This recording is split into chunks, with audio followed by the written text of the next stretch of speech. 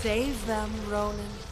The X-Men continuity loves its Summers family tree, so much so that it has confused many fans. In fact, one of the biggest mysteries of the franchise involved the Summers lineage, as there was the implication of Scott Summers having more than just one brother. After 13 years of discussions on online forums and offline conversations, we were introduced to Gabriel Summers, or Vulcan. However, Vulcan's origin was traumatizing and brutal, to say the least. The closest one gets to a happy moment in that story is the part where he takes inspiration from books and Roman mythology and adopts the name Vulcan for himself. Despite everything, however, Vulcan is immensely powerful and possesses a fascinating story and anatomy, which is what I want to explore in this video. So, let's begin. Who is Vulcan, and why does Marvel keep calling him the third Summers brother? Vulcan, or Gabriel Summers, is a character retconned into existence. For years, we had followed the Summers family in Marvel, especially with respect to X-Men, namely with Scott Summers or Cyclops, or Alexander Summers or Havoc. But Gabriel's introduction was abrupt, as he was revealed to be the long-lost younger brother of the aforementioned two and introduced in the 2006 miniseries X-Men Deadly Genesis. Vulcan's story begins with the involvement of the extraterrestrial race known as the Shi'ar. When Catherine Summers was pregnant with him, she and Corsair, the father of the Summers brothers, were abducted by the Shi'ar Empire's ruler, Dekkan. While Catherine was eventually killed, the boy who would go on to become Gabriel Summers survived. He later manifested his powers not on the Shi'ar throne world but on Earth, and became Moira McTaggart's pupil, which subsequently led to his recruitment by Professor X, and he ultimately joined the secret team of the X-Men. As the third biological Summers sibling born to Corsair and Catherine, Marvel went on to rightfully refer to Gabriel as the third Summers brother. Although a popular example for a retcon, Marvel's manner of handling Gabriel being inserted into the X-Men verse was far from cheap, as the foundation for his character had been laid more than a decade prior. For specifics, we go back to 1993, which witnessed the release of X-Men Volume 2, Issue 23. Written by Fabian Nicieza. The issue witnessed a confrontation between the geneticist Mr. Sinister and Cyclops, or Scott Summers, and Mr. Sinister offhandedly mentioned protecting Cyclops and his brothers. Scott was confused because from what he knew, Alexander, or Havoc, was his only brother, and he even asked for a clarification, but Mr. Sinister brushed it off as a slip of the tongue. But of course, there was no way Marvel added such an interesting detail just for the heck of it, with no intention to tie or even address a random loose thread. For years, readers debated over it, trying to find out who Sinister might have been referring to. While many theorized it was about Gambit due to his energy manipulation, most believed the third brother was Adam X, and writer Nicieza initially did have plans for Adam X to be the guy. Well, the third Summers brother did go on to possess the ability for energy manipulation, but Deadly Genesis established Vulcan as the other Summers brother. Interestingly, Sinister never mentioned the existence of a total of 3 brothers, which means they might have more Summers boys lingering around. Anyway, the reveal was both successful and a huge gut punch. For starters, introducing him in the role was a much better choice than using a random new character as Vulcan, since it gives us some in-universe context about him right away. There is a foundational emotional investment. Second, it revealed that when Catherine and Corsair were abducted by the Shi'ar, Catherine was pregnant, which adds another layer of emotional drama and impact to the situation, which is precisely what contributes to the gut punch factor, especially with Catherine being brutally murdered. Coming to Professor X, this was a man who always knew of Vulcan's true identity, as he had used telepathy to find out his origin. And he kept this dark secret hidden within his mind palace since the 1970s. This also contributed to Professor X being perceived as a deeply flawed individual because of how he created a secret X-Men task force to head to Krakoa and rescue the original team at their own expense, since Gabriel's team was tragically killed and the survivors had their memories of the event removed by Professor X. Long story short, a decade-old loose end was tied. The history of the Summers family was fleshed out further, with them getting an even deeper and tragic connection. We got a valid reason for Vulcan's antagonistic actions, since he experienced profound trauma both as a kid and an adult. As such, he did not stick to his position as a hero, but became a more complex character, opting for revolutionary ideals and taking the mantle as the conqueror of the Shi'ar. What actually happens to a fetus that gets yanked out of its mother mid-pregnancy and aged into an adult overnight? Let me get into the details of Vulcan's origin now. So Catherine was brutally killed, yeah? But that does not mean the Shi'ar killed her after she had already given birth to Gabriel. No, things did not go that smoothly. Instead, the scientists who killed her yanked the fetus out of Catherine's womb and placed it in an incubator that specialized in accelerating aging. And why was this done? So that the Shi'ar could quickly get their hands on an adolescent, able-bodied individual who they could turn into a slave. This was a common practice among the Shi'ar back then as they engaged in severe slave breeding.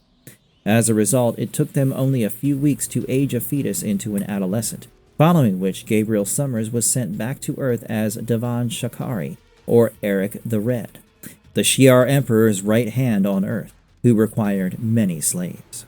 This experience became the seed for Gabriel's trauma. I mean, it's only natural. For starters, the entire thing is very disturbing, and has been presented in that manner. The very fact that you have a group not only abducting others from a separate planet, but doing so to use their children as slaves, that too by yanking the fetus out of a pregnant mother, is mental. Humans are being treated as livestock here, being selectively bred for slavery, being forcefully aged up like poultry in a farm. In fact, it's worse because poultry is bred in such a manner to cope with the food demands of billions of people. You need to eat, you need food to survive, and chicken is both affordable and highly nutritious. You don't need slaves, you don't need forced manual labor to survive.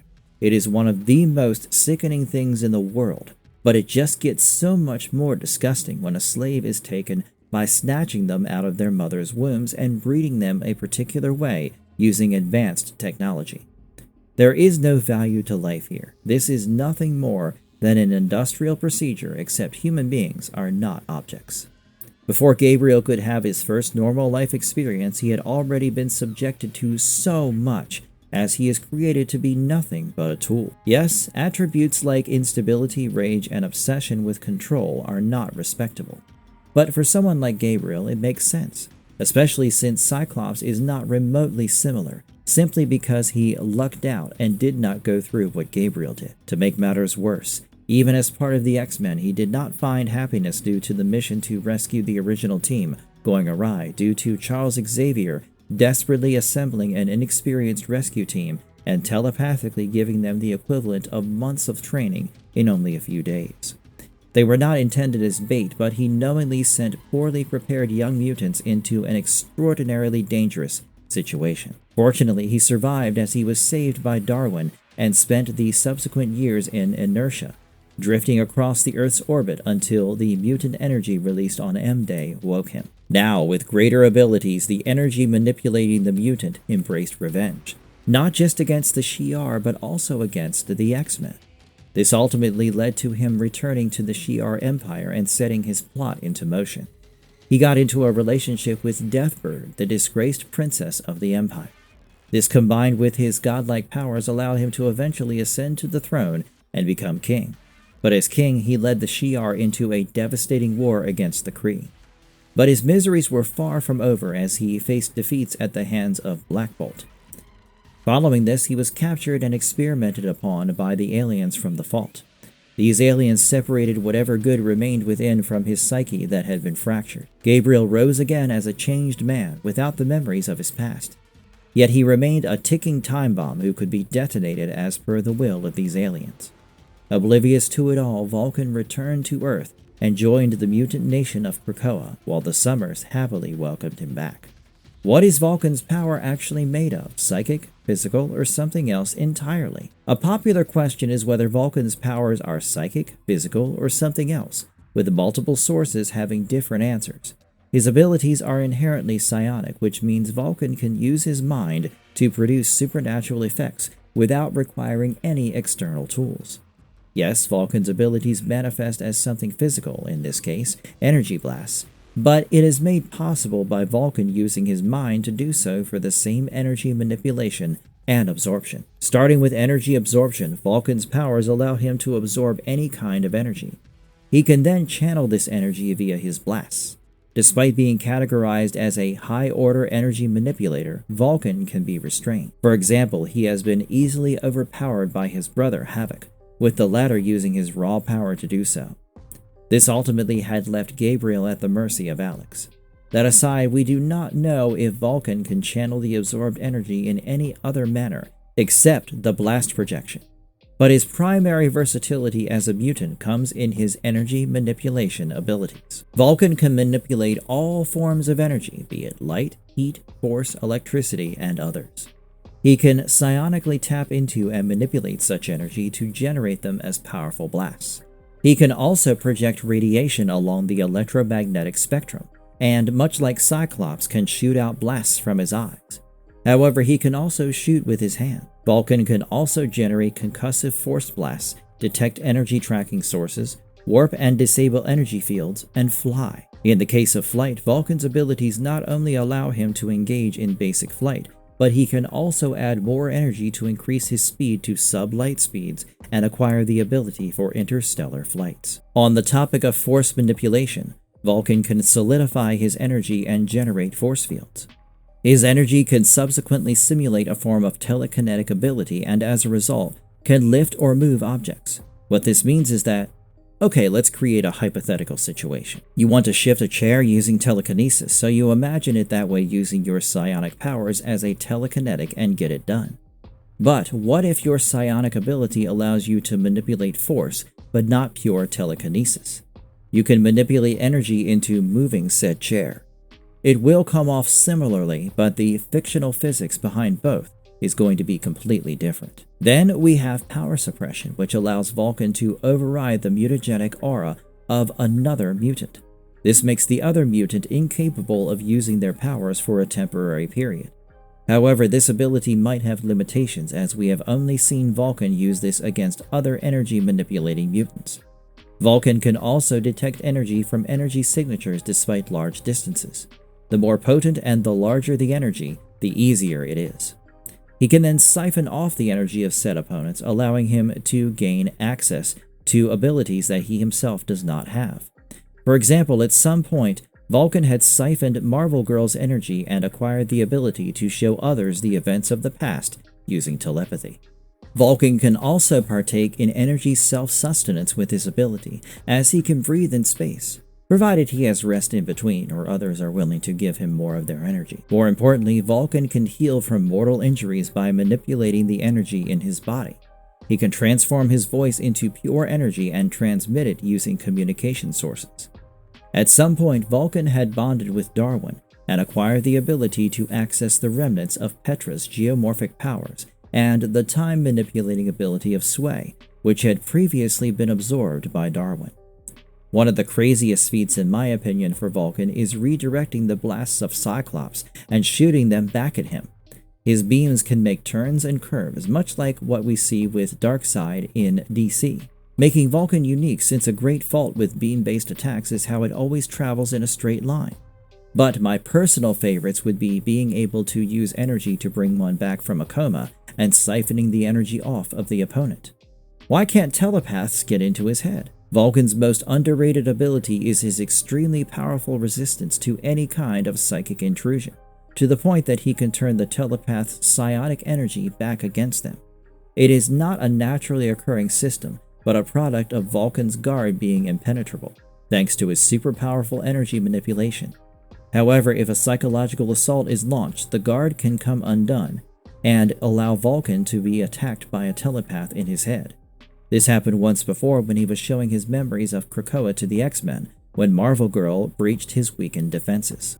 What does Vulcan actually look like, and how has his design shifted across artists? Vulcan, I'd say, is fairly conventionally attractive. Dark eyes, brown hair, 6 feet, well-built, nice hair, good jawline, powers that glow yellow. Vulcan is visually someone who straight up looks like he is quite powerful. He does have more of a stereotypical flamboyant Marvel hero look instead of living up to his more antagonistic persona. He also has glowing eyes, with it becoming his visual signature, much like it is the situation with his brother Cyclops. His design also ends up acquiring the blue plasma as seen in the case with Havoc. Vulcan's design has changed multiple times across the comics, with some versions depicting him with longer, chin-length hair, a mustache, and a stubble, while others mostly toy around with the color combinations. But the most stereotypical is the skin-tight suit in red with a blue upper half and a yellow belt. Often, different iterations will depict the blue as lighter or darker. There are versions where Vulcan has a cape, a design at the breastplate region, and a more elaborate and textured look for the suit. He is often shown with his energy active, but across animated works, the energy can often feel like it is simply fire. But Vulcan's abilities are far from fire manipulation. How strong is he really, and where does he rank among Marvel's Omega-level mutants? For casual Marvel fans and for those who want a slight memory jog, Omega level refers to not having an upper limit for the powers, provided we are talking about the dominant ability of a mutant. By that logic, if I am a mutant and I am a telepath, but I can also perform telekinesis, my telepathy needs to be so powerful that it has no upper limit for me to qualify as an Omega. My telekinesis can be standard. Examples of Omega-level mutants are Jean Grey with her telepathy, Magneto with his magnetism, and Storm with her weather manipulation. And this is the power tier that Vulcan falls into. Vulcan was not always an Omega though. He got this amp after the massive burst of mutant energy released on M-Day changed the game for him. Following this, characters like Charles Xavier or Professor X, Emma Frost, and Rachel Summers categorized him way above the Omega level. But this is not just mindless power scaling, because this burst in his powers threw him down his increasing fracture of the psyche and mental instability, pushing him more towards his vengeful desire. In conclusion, Omega-level mutants are the most powerful. Emma Frost even referred to his catapulting abilities as going off the charts. What happened when he apparently died in Krakoa, and how did he come back? After Charles Xavier realized he was the sibling of the Summers brothers, he recruited Vulcan and put him in a team with some of the other students of Moira, namely Sway, Darwin, and Petra, to form the secret X-Men team. As mentioned, they were tasked to go to the living island of Krakoa and rescue the original team. Krakoa was initially not a disaster. Vulcan and company managed to rescue Cyclops, following which Vulcan revealed his identity as his brother to him. After Vulcan sent the jet away with Cyclops in it, a horrifying incident immediately took place, while Cyclops had no choice but to watch in horror. The living island was struck down and everyone was seemingly killed. The first to be hit was Sway, who was severed in two at her torso. The last of her mutant power was released as a result, and time was slowed down around her and her team. But this was not security enough, as Petra was incinerated. However, she did her part by reflexively acting and drawing the others below the surface and into a cave which she created with her power. Vulcan and Darwin were on the verge of death, but ultimately Darwin transformed himself into energy, allowing Vulcan to bond with it. This saved both of them and ensured their survival. Interestingly, Vulcan got access to the abilities of his crew following this, with Darwin being able to imitate the powers of Sway and Petra. Meanwhile, the original team remained unrescued except Cyclops, and Professor X removed Scott Summers' memories as he was completely hysterical after witnessing the death of the secret crew and blamed himself for it. Vulcan being his brother made it worse, but Professor X removed all knowledge of the same. Following this, another team was sent to rescue the original team, and they succeeded in bringing them back from Krakoa. Vulcan and Darwin, on the other hand, were launched into space and remained inert until the mutant power burst on M-Day awakened him. How does his body handle extreme stress, and what are the weirder side effects of his powers? Vulcan cannot get a brain freeze because of his power. Brain freeze in the context of mutants is when one mutant cannot act or move and essentially freezes due to another mutant, specifically a telepath, attacking their mind. This attack is generally used by Nathan Gray, a telepath, as he paralyzes the physical and mental activity of his targets. Professor X does something similar often, as he telepathically freezes crowds around him when he is experiencing a psychic seizure. Because Vulcan has absolute control over electrochemical currents and energy patterns, he has control over his brain, and with that he can protect himself from a brain freeze. Vulcan's energy manipulation, after all, goes far beyond simply shooting energy blasts. He can have absolute control over the electromagnetic spectrum, both within his body and out of it, which gives him access to neural pathways of any living organism, and thus Someone else cannot freeze his brain. This energy manipulation allows Vulcan to heal seemingly mortal injuries, although he was not shown regenerating his eye. How is Vulcan being adapted in X-Men 97, and what's different from the comics? Vulcan made his screen debut in the 6th episode of X-Men 97, and of course there were differences in comparison to the comics. For starters, Vulcan's origins were compressed and were unlike the more deadly origins we hear about in the Deadly Genesis. His character was tangled up with the Shi'ar Empire, Gladiator, and Deathbird. The origin story of being bred to be a slave was not shown, but fans believe that is what the future episodes will focus on. In the first season, however, he is shown as a member of the Shi'ar Imperial Guard, contributing to the war between the Shi'ar and the Kree. In the comics, however, Vulcan sparked the war after seizing the Shi'ar throne for himself. He was not a bystander in it, but the very cause. How does his relationship with Cyclops and Havoc actually shape who he becomes? And what does the Deathbird marriage say about it? As mentioned, Vulcan had ample reason to go crazy, especially against the Shi'ar. In fact, there is more evil lurking within this story if we assess the role of Vulcan's father, Christopher Summers, and address how he has suffered. Firstly, the Summers couple were abducted after they were returning from a vacation. Their plane was set ablaze by a scout ship sent by the Shi'ar Empire. Scott and Alex were pushed out of the plane by Catherine and saved as a result, especially since they had parachutes. But the couple was not so lucky. Later, Christopher escaped from the scout ship, but when he could not find Catherine, he learned that Daken, the ruler of the Shi'ar, had made her part of his harem and was assaulting her. Ultimately, Daken killed Catherine in front of Christopher, all while Christopher was oblivious to her pregnancy. That is, until Daken ripped the baby away from Catherine's womb in front of Christopher's eyes. The following incubation and age acceleration remained unknown to the father. My point here is Vulcan's wrath toward the Shi'ar is 100% justified, but the events kicked off following Vulcan becoming an Omega-level mutant, which led to him returning to Earth from the Earth's orbit to get his revenge on the X-Men, whom he believed had abandoned him. As a result, he kidnapped Cyclops and Marvel Girl, tried to kill Wolverine, and killed Banshee. Later, Marvel Girl released the inert form of Darwin from Vulcan's mind. The X-Men, afraid of the dangers he possessed, attacked Vulcan only for Vulcan to easily repel them and leave Earth. He even renounced Cyclops as his brother and left for Shi'ar as the image of Daken killing his mother haunted his mind and filled him with rage and a desire for vengeance. On the way to the Shi'ar galaxy, Vulcan learned that Daken was in a coma and no longer the ruler of Shi'ar. This means that he would need a new plan, so he redirected his anger towards Lilandra, the sister of Daken and the current ruler. After capturing a warbird from the galaxy and its crew, Vulcan learned of the existence of Deathbird, Lilandra's sister, who had been exiled as she was disgraced. He then reached the galaxy, destroyed the stargates, and caught the attention of the Imperial Guard. Following a battle where Vulcan killed several, he met his defeat at the hands of Gladiator and lost his left eye in the process, following which he was imprisoned.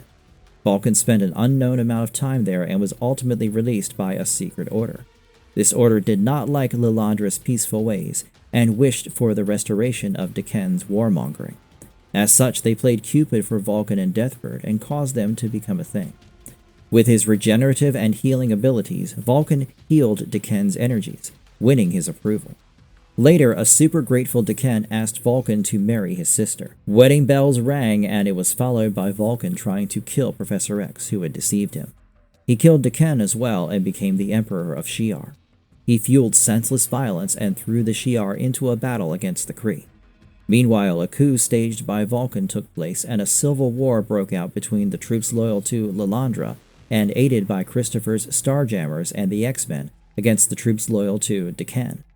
Christopher commanded Vulcan to stop the senseless violence, but this only led to Vulcan killing his own father. Not a great way to go about being a family man, but all was not lost.